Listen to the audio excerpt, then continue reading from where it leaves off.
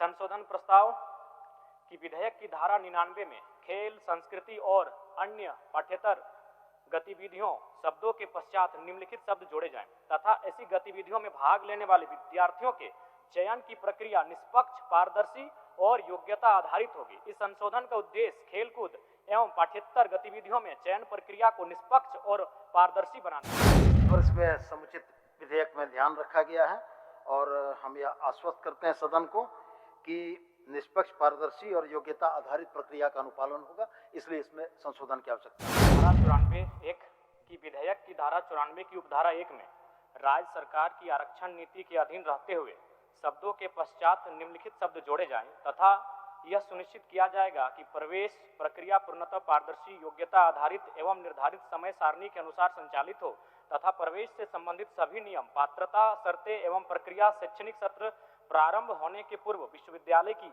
आधिकारिक वेबसाइट पर प्रकाशित किए जाएं को जोड़ा जाए।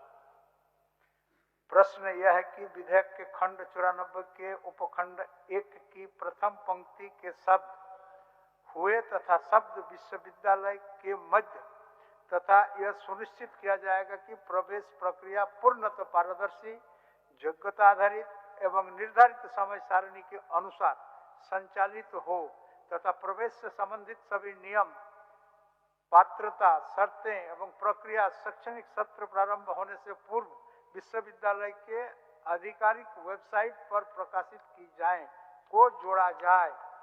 जो इसके पक्ष में है वह हाँ कहे, जो इसके विपक्ष में है वह ना कहे। मैं समझता हूं कि विपक्ष में बहुमत है, विपक्ष में बहुमत है, यह प्रस्ताव अस्वीकृत हुआ। माननीय सदस्य जयराम कुमार महतो, फिर दूसरा संशोधन है आपका। ये महत्वपूर्ण संशोधन है। निरस्त हुआ, फिर दूसरा पढ़िए।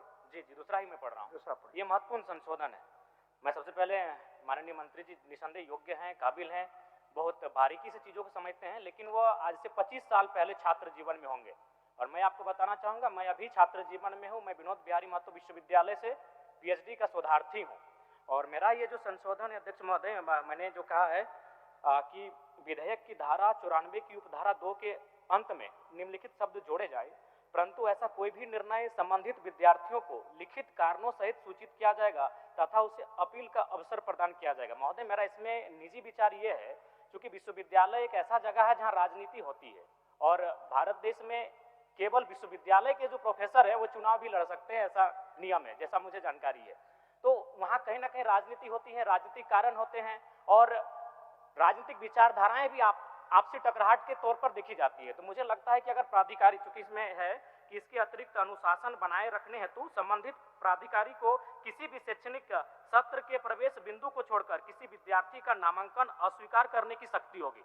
तो अगर किसी विद्यार्थी का नामांकन अस्वीकार करने की शक्ति होगी तो मुझे लगता है उस विद्यार्थी की विचारधारा और उस प्राधिकारी की विचारधारा में कभी भिन्नता और टकराहट की स्थिति देखने को मिलती है। चूंकि मैं करंट स्टूडेंट हूँ अभी, और इन चीज़ों का मैं, हालांकि अभी मैं विधायक बन चुका हूँ तो सामना नहीं करता हूँ, लेकिन मेरे जो सहयोगी हैं इन चीज़ों का सामना होता है। अतः मैं इस पे संशोधन के लिए मैं माननीय मंत्री महोदय से विशेष आग्रह करूंगा।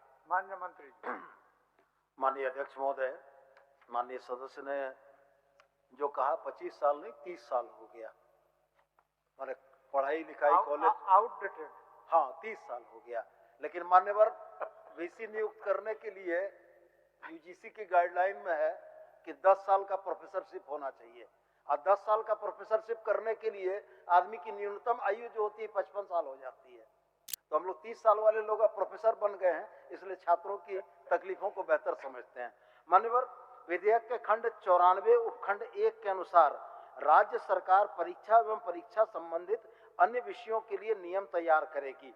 संबंधित विद्यार्थी को लिखित कारणों सहित सूचित किया जाएगा तथा उसे अपील करने का अवसर प्रदान किया जाएगा।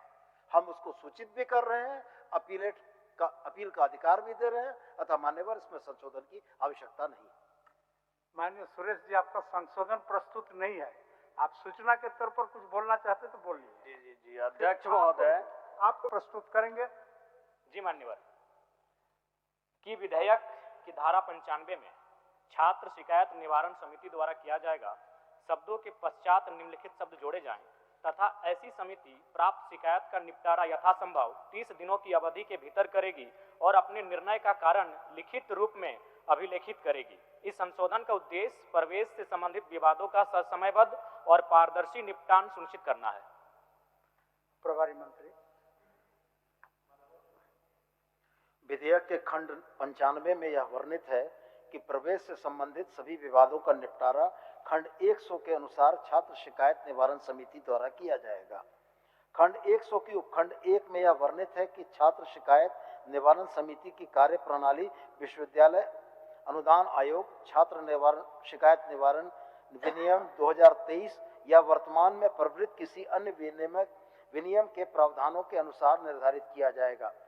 उक्त विनियम में शिकायत करने की प्रक्रिया एवं इसमें निष्पादित करने की समय सीमा प्रावधानित की गई है तथा यह भी वर्णित है कि यदि विद्यार्थी समिति द्वारा दिए गए निर्णय से असंतुष्ट है तो उसे लोकपाल के समक्ष अपील कर सकता है तथा ऐसे सभी अपीलों का निपटारा अधिकतम 30 दिनों के अंदर किया जाना अनिवार्य है। अतः मान्यवर संशोधन की कोई आवश्यकता नहीं है। प्रश्न यह है कि विधेयक के खंड 95 के अंतिम पंक्ति के शब्द छात्र शिकायत निवारण समिति द्वारा किया जाएगा के पश्चात निम्न शब्द जोड़े जाएं तथा ऐसी समिति प्राप्त शिकायत का निपटारा यथासंभव 30 दिनों के अवधि के भीतर करेगी और अपने निर्णय का कारण लिखित रूप से अभिलेखित करेगी। जो इसके पक्ष में है वहां कहें तो अपना संशोधन प्रस्तुत करेंगे। श्रीमान, संशोधन प्रस्ताव धारा 96 की विधेयक की धारा 96 के अंत में निम्नलिखित प्रावधान जोड़ा जाए। विश्वविद्यालय यह भी सुनिश्चित करेगा कि परीक्षा कार्यक्रम शैक्षणिक वर्ष के प्रारंभ में ही प्रकाशित किया जाए तथा परीक्षा एवं मूल्यांकन की प्रक्रिया पारदर्शी और समयबद्ध हो। माननीय मंत्री। मान्यवर, विधेयक के खंड 94 उपखंड 1 के अनुसार राज्य सरकार द्वारा परीक्षा एवं परीक्षा संबंधित अन्य विषयों के लिए नियम तैयार करेगी एवं उक्त नियमों में विश्वविद्यालय यह भी सुनिश्चित करेगा कि परीक्षा कार्यक्रम शैक्षणिक वर्ष के प्रारंभ में ही प्रकाशित किया जाए तथा परीक्षा एवं मूल्यांकन की प्रक्रिया पारदर्शी और समयबद्ध हो। अतः इसमें संशोधन की आवश्यकता नहीं है। प्रश्न यह है कि विधेयक के खंड 96 की अंतिम पंक्ति की खंड 96 इस विधेयक का अंग बने। जो इसके पक्ष में है वो हाँ कहें, जो इसके विपक्ष में है वो ना कहें। मैं समझता हूं कि पक्ष में बहुमत है, पक्ष में बहुमत है। खंड 96 इस विधेयक का अंग बना।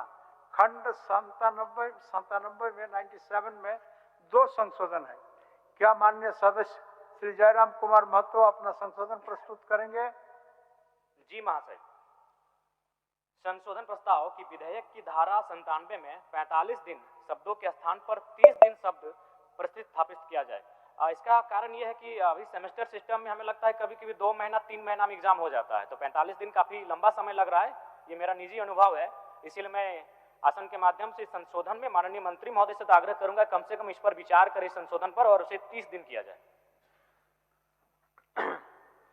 मान्यवर, विधेयक के खंड 97 में प्रावधानित है मंत्री जी कि विश्वविद्यालय अपने द्वारा आयोजित प्रत्येक परीक्षा के परिणाम उस विशेष पाठ्यक्रम के लिए परीक्षा की अंतिम तिथि से 30 दिन के भीतर घोषित करने का प्रयास करेगा और किसी भी स्थिति में 45 दिन के भीतर परिणाम घोषित करेगा। उक्त प्रावधानों से यह स्पष्ट है कि किसी भी प्रशासनिक, तकनीकी तथा प्रत्याशित परिस्थितियों को ध्यान में रखते हुए 30 दिन के ऊपर 15 दिनों का अधिकतम समय और उसको दिया गया है एवं 45 दिन की अधिकतम तिथि तय की गई है। यह प्रावधान व्यावहारिक रूप से प्रासंगिक है। 30 दिनों की समय सीमा है मान्यवर, विशेष परिस्थितियों में 15 दिन और बढ़ेगा। इसलिए मेरा यही आग्रह है कि इसमें संशोधन की आवश्यकता नहीं है। प्रश्न यह है कि 97 में शब्द 45 दिन के स्थान पर शब्द 30 दिन से प्रतिस्थापित किया जाए। जो इसके पक्ष में है वो हाँ कहें, जो इसके विपक्ष में है वो ना कहें। मैं समझता हूं कि विपक्ष में बहुमत है, विपक्ष में बहुमत है। यह प्रस्ताव अस्वीकृत हुआ। संशोधन प्रस्ताव की धारा 97 के अंत में निम्नलिखित शब्द जोड़े जाएं तथा विद्यार्थियों को परिणाम घोषित होने के पश्चात पुनः मूल्यांकन अथवा पुनर्गणना के लिए निर्धारित प्रक्रिया के अनुसार आवेदन करने का अधिकार होगा। माननीय मंत्री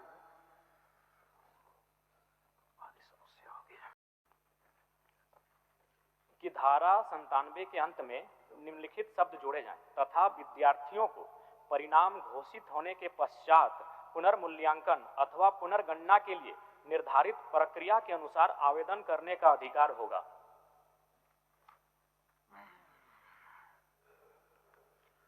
मान्यवर विधेयक ने इसके संबंध में भी विचार किया है और प्रेनियम में इन बातों को समाहित करते हुए हम लोग इसका समाधान कर लेंगे। अतः आग्रह कि इसमें संशोधन की आवश्यकता नहीं। प्रश्न यह है कि विधेयक के खंड 97 की अंतिम पंक्ति में शब्द होगा के पश्चात तथा विद्यार्थियों को परिणाम घोषित होने के पश्चात पुनर्मूल्यांकन अथवा पुनर्गणना के लिए निर्धारित प्रक्रिया के अनुसार आवेदन करने का अधिकार होगा को जोड़ा जाए। जो इसके पक्ष में है वह हाँ कहें, जो इसके विपक्ष में है वह ना कहें। मैं समझता हूं कि विपक्ष के पक्ष में है वह हाँ कहें। इस विधेयक का अंग बना। खंड 98 में एक संशोधन है। क्या माननीय सदस्य श्री जयराम कुमार महतो अपना संशोधन प्रस्तुत करेंगे? जी मान्यवर, संशोधन प्रस्ताव कि विधेयक की धारा 98 के अंत में निम्नलिखित शब्द जोड़े जाएं, परंतु यदि परीक्षा या मूल्यांकन में अनावश्यक विलंब प्रशासनिक कारणों से होता है तो विश्वविद्यालय विद्यार्थियों के हितों की रक्षा के लिए आवश्यक वैकल्पिक व्यवस्था करेगा। इस संशोधन का उद्देश्य विद्यार्थियों को परीक्षा या मूल्यांकन में विलंब के कारण होने वाली असुविधा से बचाना है। प्रभारी मंत्री,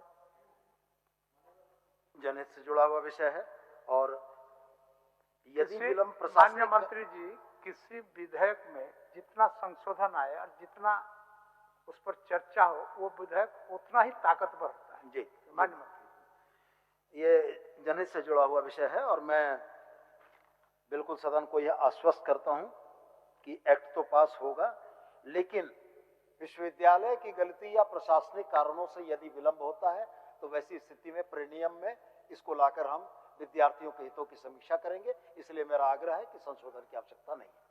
प्रश्न यह है कि विधेयक के खंड 98 क्या माननीय सदस्य श्री जयराम कुमार महतो अपना संशोधन प्रस्तुत करेंगे?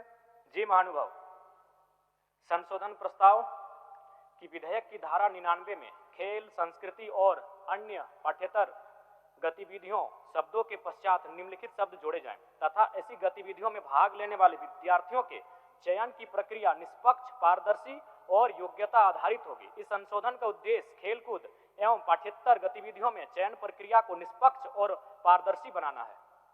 प्रभारी मंत्री, इसमें समुचित विधेयक में ध्यान रखा गया है और हम यह आश्वस्त करते हैं सदन को कि निष्पक्ष, पारदर्शी और योग्यता आधारित प्रक्रिया का अनुपालन होगा। इसलिए इसमें संशोधन की आवश्यकता नहीं। प्रश्न यह है कि विधेयक के खंड 99 के द्वितीय पंक्ति 142 इस विधेयक का अंग बने। जो इसके पक्ष में है वह हाँ कहे, जो इसके विपक्ष में है वह ना कहे। मैं समझता हूं कि पक्ष में बहुमत है। खंड 100 से खंड 142 इस विधेयक का अंग बना।